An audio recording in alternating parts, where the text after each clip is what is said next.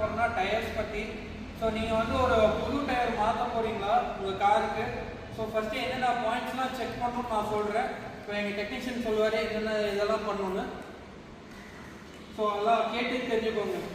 நான் ஃபஸ்ட்டு வந்து லாயர், அப்புறமே பால்டேஜு, எண்டு, இந்த பக்கம் நிறைய பேங்க் கார்டு, இன் கார்டு இதெல்லாம் செக் பண்ணோம். அப்புறம் பேரிங் செக் பண்ணோம். அதுக்கப்புறம் தான் இந்த டயர் இந்த மாதிரி கம்ப்ளைண்ட்லாம் ஆகாது. ஸோ இந்த டயர் வந்து ஏன் இப்படி அடிச்சுக்குன்னு கெஸ் பண்ண முடியுங்களா உங்களால்? ஸோ இது வந்து பார்த்திங்கன்னா கிட்டத்தட்ட கம்மியை வந்து வெளியில் தெரிகிற அளவுக்கு வந்து ஓட்டியிருக்காங்க. ஸோ இந்த மாதிரி ஃபுல்லாக தேர்றது காரணம் வந்து பார்த்திங்கன்னா லோவராக வந்து ஒரு ரீசனாக இருக்கும். அப்புறம் front shock observers, suspension items வந்து ஏதாவது வீக்காக இருந்தாலுமே வந்து தயவு செஞ்சு நீங்கள் பூஸ்ட் போட்டுருங்க. ஏன்னா டயரை மாற்ற போகிறதுக்கு முன்னாடி இது போட்டிங்கன்னா வந்து உங்களுக்கு டயர் வந்து இந்த மாதிரி உங்களுக்கு வான் அவுட் ஆகாதுங்க. இந்த மாதிரி வான் அவுட் ஆச்சுன்னா நாளைக்கு வந்து உங்களுக்கு திடீர்னு பஸ்ட்டும் ஆகலாம்.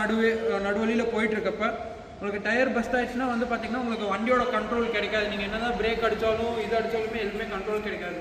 ஸோ சேஃப்டிக்கு வந்து ஃபஸ்ட்டு ப்ரியாரிட்டி கொடுங்க. அதே மாதிரி இது வந்து ஒரு வெஹிக்கிளில் வந்து ஃபஸ்ட்டு பாயிண்ட் ஆஃப் கான்டாக்ட்னு பார்த்திங்கன்னா வந்து டயர் தான். ஏன்னா உங்கள் வண்டியில் வந்து எவ்வளோக்கு எவ்வளோ டயர் வந்து க்ரிப் இருக்கும் அவ்வளோக்கு பிரேக்கிங்கும் வந்து உங்களுக்கு எஃபிஷியண்ட்டாக இருக்கும். ஸோ இப்போ வந்து பார்த்திங்கன்னா வாங்க நம்ம டெக்னீஷியன் கூட ஜூம் பண்ணி காமிக்கலாம் எந்தெந்த பார்ட்ஸ்லாம் வந்து இதாகுதுன்னு, இந்த மாதிரி டயர் வான் அவுட் ஆகிறதுக்காக. லாயராம் புஷ் கட் ஆகிடுச்சு.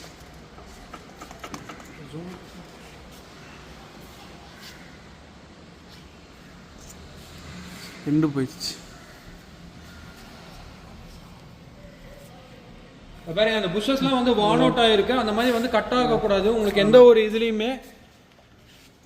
ஸோ இந்த மாதிரி கட் ஆயிடுச்சுன்னா வந்து உங்களுக்கு லோவராம் போயிடுச்சுன்னு அர்த்தங்க. அதே மாதிரி இந்த இதுலேயும் வந்து பார்த்திங்கன்னா புஷ் எல்லாமே போயிடுச்சு பால் ஜாயிண்ட் எண்டில். ஸோ அதே மாதிரி வந்து உங்களுக்கு ஸ்பீட் பம்ப்ஸில் ஏற்றுனா டொம்முன்னு சவுண்டு கேட்குங்க. சம்டைம்ஸ் உங்களுக்கு சஸ்பென்ஷன் வீக்காக இருந்தாலும் அதை வச்சு நீங்கள் ஓரளவுக்கு கெஸ் பண்ணிடலாம். இப்போ பாருங்க இப்படி இந்த மாதிரி ஷேக் ஆகும். உங்களுக்கு மெட்டல் ரேட்லிங் நாய்ஸ் வந்து வருங்க புஷ் கட் ஆயிடுச்சுன்னா. அதனால தான் இந்த டயர் அடிக்கிற கம்ப்ளைண்ட் சொல்லியிருக்கோம். ஸோ இப்போ வந்து பார்த்திங்கன்னா இது ஒரு புது டயர் இருக்குது நம்மக்கிட்ட. ஸோ ஒரு புது டயரில் வந்து பார்த்திங்கன்னா க்ரிப்பு வந்து பேட்டர்ன் வந்து இந்த அளவுக்கு உங்களுக்கு இதே இருக்கும், ஹெவியாக இருக்கும் உங்களுக்கு வந்து. அதே மாதிரி உள்ளே வந்து பார்த்திங்கன்னா இந்த 3 கோடாட்டம் தெரியுதுங்களா? ஜூம் பண்ணி காமிப்பா. இந்த 3 கோடு தான் வந்து உங்களுக்கு த்ரெட்வேர் இண்டிகேட்டர்னு சொல்லுவோம், TWI. ஸோ இது வந்து பார்த்திங்கன்னா இப்போ அந்த வான் அவுட் டயரில் பார்ப்போம்.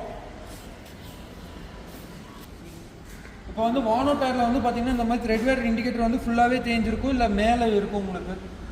ஸோ இப்படி இருந்தால் தயவு செஞ்சு நீங்கள் வந்து ரோட் ஃபிட்னஸ்க்கே வந்து இந்த டயர் வந்து ஆகாதுன்னு அர்த்தங்க. ஸோ இந்த மாதிரி தயவு செஞ்சு டயர் இது பண்ணுறப்ப மெயின்டைன் பண்ணுங்கள். அதுவும் இல்லாமல் இப்போ மான்சூன் டைம் வேறு, தயவு செஞ்சு உங்கள் வைப்பர்ஸ் டயர்ஸ்க்கு எல்லாம் வந்து ரொம்ப முக்கியமான இது கொடுங்க. அதே மாதிரி செகண்டரி விஷயம் உங்கள் பிரேக்ஸும் வந்து பார்க்கணும். பட் ஃபஸ்ட்டு கான்டாக்ட் வந்து உங்கள் டயர்ஸ் தான். தேங்க்யூ.